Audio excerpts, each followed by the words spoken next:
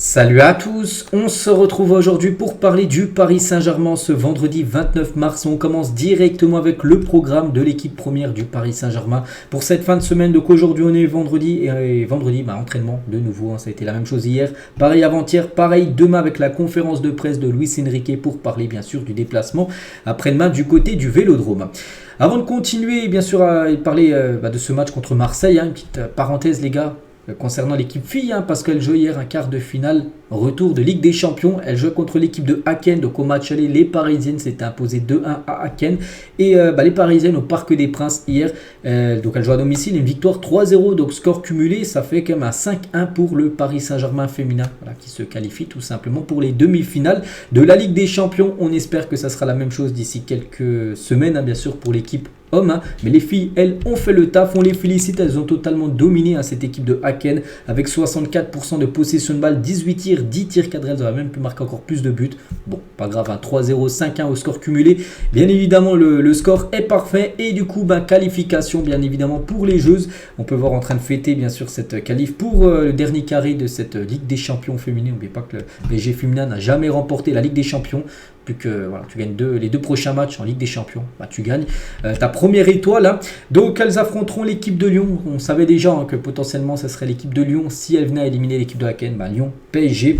À noter que l'équipe parisienne recevra lors de la demi-finale retour. Donc c'est une donnée à prendre en compte. Et l'autre match, ce sera entre le Barça et l'équipe de Chelsea. Donc ça peut faire un Barça PSG comme c'est l'affiche par exemple en quart de finale de Ligue des Champions hommes. Ça peut être l'affiche d'une finale de Ligue des Champions filles. Donc on souhaitera bonne chance bien sûr aux Parisiennes. On revient nous sur les hommes. Donc le programme du Paris Saint-Germain. Donc dimanche après-demain, ça va commencer ça va être lourd là les matchs. Donc Marseille après-demain. Ensuite Rennes les gars. Rennes c'est mercredi. Donc il y a un match dimanche et il y a un match déjà 3 jours après contre l'équipe de Rennes. Qui est pour moi les gars, je ne vous cache pas, plus important Rennes que l'équipe de Marseille. Pourquoi ? Parce que là, même si tu fais un faux pas, mais bon, il ne faut pas faire un faux pas parce que ça reste bien sûr un match de prestige, c'est le classique. Mais je préfère qu'il y ait un faux pas là que le faux pas là. Parce que là, s'il y a un faux pas là contre Rennes, tu es éliminé. Alors que là, si par exemple, tu perds ou tu fais un nul, c'est pas bien grave, tu as 10 points d'avance sur le deuxième. Ok, mais là, si tu perds contre Rennes, tu es éliminé de la Coupe de France. Donc voilà, bon, il y a des matchs importants. Après, il y a Clermont où là, c'est un match moins important, ce sera au Parc des Princes, puis après il y a ce PSG Barça les gars, qui est dans à peu près 2 semaines et demie. Voilà, cette rencontre, ça sera mercredi soir, le mercredi 10 avril prochain. Concernant l'équipe du Barça, c'est à peu près dans 2 semaines. Pedri les gars, Pedri qui est annoncé forfait pour ce match, il est de retour. Il était de retour aujourd'hui à l'entraînement avec le FC Barcelone. Voilà, concernant ce joueur qui est une pièce maîtresse de Xavi, donc il pourrait être disponible potentiellement contre le Paris Saint-Germain lors du match aller. Concernant le match contre Marseille, donc il va y avoir beaucoup de monde pour peut-être regarder la défaite de l'OM. N'oubliez pas que la dernière fois le record d'affluence au Vélodrome pour MPG, c'était la saison dernière, ça avait été en février 2023, le PSG s'est imposé 3-0 à Marseille. Et c'est vrai qu'on annonce beaucoup de monde. Donc déjà, pas de supporters parisiens, c'est interdit. Je dis, il y a le communiqué officiel en plus du Cup hier qui était très mécontent, qui ne pouvait pas de nouveau faire le déplacement à Marseille. Et c'est vrai qu'on annonce plus de 65 894 spectateurs, c'est le record absolu. Et regardez, l'OM a reçu plus de 100 000 demandes de place. Il y a 40 000 personnes sur la liste d'attente. Voilà, énorme engouement. Donc maintenant, c'est à l'équipe du PSG de mettre, on peut dire, un peu une clim du côté du Vélodrome après-demain. Donc on verra bien sûr ce que ça va donner cette rencontre. Avant ce match les gars, un petit point aussi par rapport aux joueurs aptes, aux joueurs pas aptes. Et Milan Skriniar les gars a participé à l'intégralité de la séance d'entraînement de ce matin. Marquinhos et Marco Asensio étaient aussi présents. Donc voilà, après est-ce qu'ils joueront tous, je ne sais pas. Marquinhos ça fait quand même un mois qu'il n'était pas là. Skriniar il a été opéré, je pense peut-être ça peut être un peu trop juste pour jouer contre Marseille, peut-être contre Rennes, peut-être plutôt contre Clermont, peut-être qu'il pourrait faire le retour, et Asensio aussi. Donc voilà, après il y en a beaucoup là qui sont en phase de reprise et c'est plutôt une bonne nouvelle parce que quand on sait les échéances avec la Coupe de France, avec la Ligue des Champions qui arrive, donc c'est plutôt bien sûr une très bonne nouvelle. Concernant le groupe du PSG quasiment complet avant d'affronter l'OM, je dis à part quelques absents comme Marquinhos, peut-être Skriniar, Kimpembe aussi qui ne sera pas là. Donc vu les prochaines affiches, on aura besoin de tout le monde bien sûr, parce qu'on sait que Luis Enrique est quelqu'un qui fait beaucoup de rotations, beaucoup de changements, et voilà, plus tu as un effectif dense on peut dire, et moins tu fais jouer les joueurs et plus tu peux faire de rotation et tu peux bien sûr plus éviter les blessures. Et c'est que les blessures ça a été un gros problème cette saison, comme depuis pas mal de saisons. Et la gestion des blessés interpelle et a créé une certaine défiance vis-à-vis du nouveau docteur Flamand. Est un bon mec, mais il est perdu, raconte un familier du PSG. Sollicité, le PSG a fait savoir qu'il était l'un des clubs ayant eu le moins de blessés, mais bon, il y a quand même pas mal de blessures.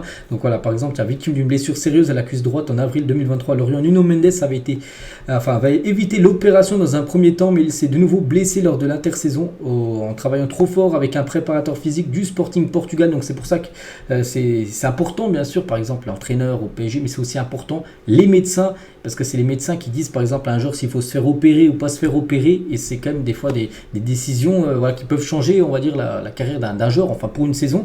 Donc c'est pour ça qu'il faut, que les médecins, on va dire, soient à la hauteur tout simplement d'un club comme le PSG pour gérer au mieux, on peut dire, les blessures.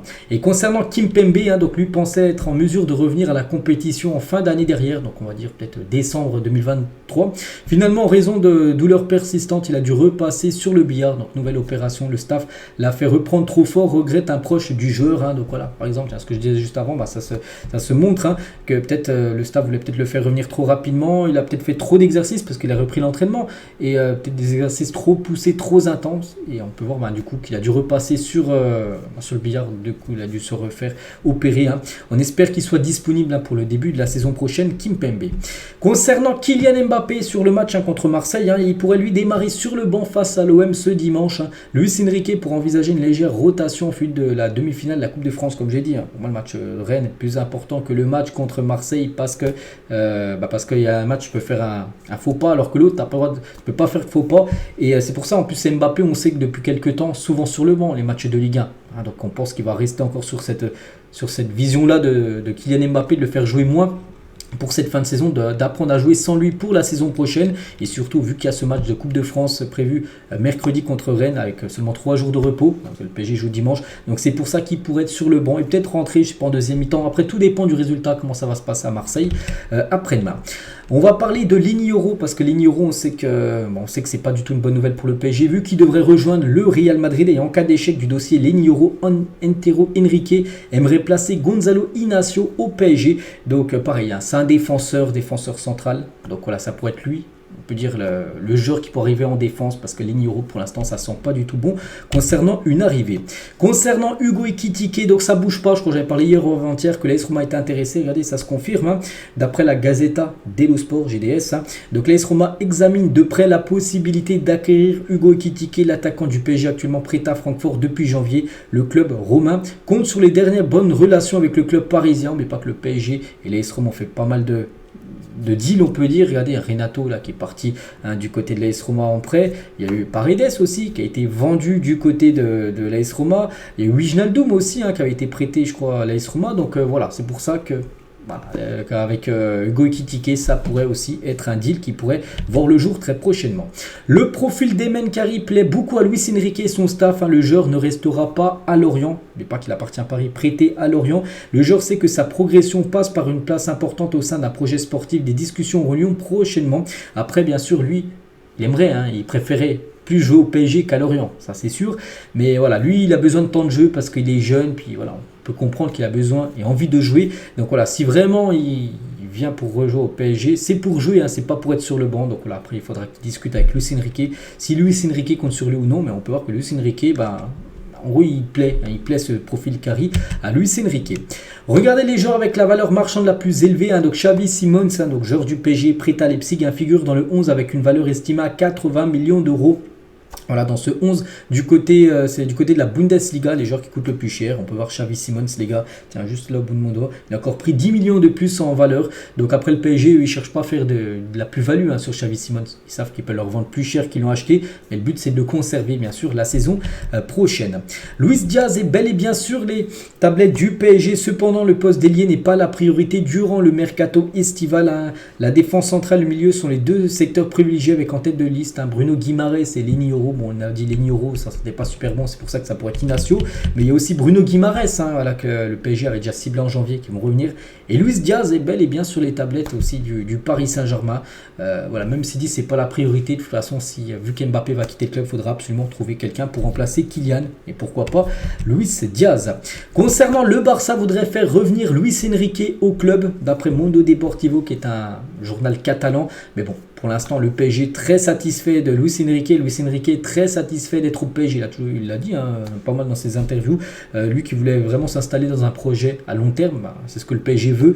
Donc voilà, pour le Barça, pour l'instant, ça ne sera pas possible pour eux de faire revenir Luis Enrique. Le classement des clubs les plus sanctionnés carton jaune cette saison en Ligue 1. On peut voir les équipes, le top 3 qui ont pris le plus de cartons. Et le PSG, 18e sur 18, dernier du classement, mais tant mieux. C'est-à-dire que l'équipe du PSG c'est l'équipe qui prend le moins de cartons jaunes. 37 cartons jaunes, c'est quand même quasiment la moitié par rapport à Toulouse, qu'on a pris 63. L'équipe la plus sanctionnée de cartons jaunes depuis le début de la saison. Et on finit les gars cet épisode avec cette question de médias parisiens. Nous avons besoin de votre avis sur cette question pour un post spécial ou une petite vidéo qu'ils vont faire. Et c'est vrai qu'on peut y répondre aussi. Considérez-vous Neymar comme une légende du PSG? C'est simple. Oui, non, 4500 votes. Donc là, voilà, pas mal de votants pour voir vraiment ce que pensent les supporters parisiens. C'est plutôt mitigé. Et la plupart, dont moi j'ai mis oui, 53% mais oui, 46% ont mis non. Pourquoi j'ai mis oui? Parce que déjà Neymar, les gars, a joué 7 ans au PSG. Au pire, il a joué 1 ou 2 ans. Ok, pour moi, c'est pas une légende à part vraiment. Les gars, il fait 2 saisons de fou. Donc déjà, il a joué 7 ans. Bon, c'est vrai qu'il y a eu des blessures, mais n'oubliez pas que Neymar, les gars, lors quand même de la saison historique du PSG, où ils ont atteint la finale de la Ligue des Champions, première fois de l'histoire, il avait été incroyable. Donc oui, tu dois le mettre bien sûr en tant que légende. Si tu mets des joueurs, je sais pas, comme Mbappé, pour moi c'est une légende. Voilà, tu es obligé de le mettre Neymar, voilà, par rapport à ce qu'il a fait, tout simplement dans les saisons européennes. Bon, il y en a, il n'a pas répondu présent, mais par exemple celle où il y avait la finale contre l'équipe du Bayern, on se souvient des demi-quarts, tout ça, où il avait été exceptionnel. C'est lui qui portait le PSG, donc oui, tu dois le considérer comme une légende du Paris Saint-Germain. Neymar, après, c'est mon point de vue, peut-être vous avez un point de vue totalement différent du mien. Donc voilà les gars, ce qu'il y a à dire aujourd'hui. J'espère que ça vous a plu. On se retrouve demain samedi pour le prochain numéro. Je vous souhaite une très bonne journée et à demain.